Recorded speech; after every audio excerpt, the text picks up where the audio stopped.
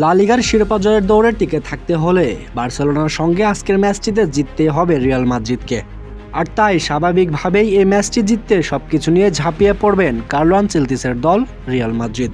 শুধু একাদশ নয়, বেঞ্চের শক্তি নিয়েও ভাবতে হবে দুই চিরপ্রতিদ্বন্দ্বীকে। অলিম্পিক স্টেডিয়ামে বাংলাদেশ সময় আজ রাত ৮টা ১৫ লিগের শেষ এল ক্লাসিকোতে স্বাগতিক বার্সেলোনার মুখোমুখি রিয়াল মাদ্রিদ। ৩৪ ম্যাচে ৮৯ পয়েন্ট নিয়ে শীর্ষে থাকা বার্সেলোনার সঙ্গে ৪ পয়েন্ট ব্যবধানে পিছিয়ে রয়েছে রিয়াল মাদ্রিদ।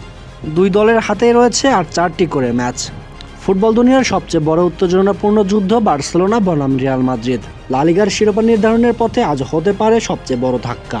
বার্সেলোনা এগিয়ে ৪ পয়েন্ট নিয়ে, কিন্তু রিয়ালের ঘুরে দাঁড়ানোর মানসিকতা সর্বদাই ভয়ঙ্কর। এক পাশে লামিনে ইয়ামাল, মাত্র ১৬ বছরেই ক্লাসিক্যাল ইতিহাসে গড়া বিস্ময়কর বালক।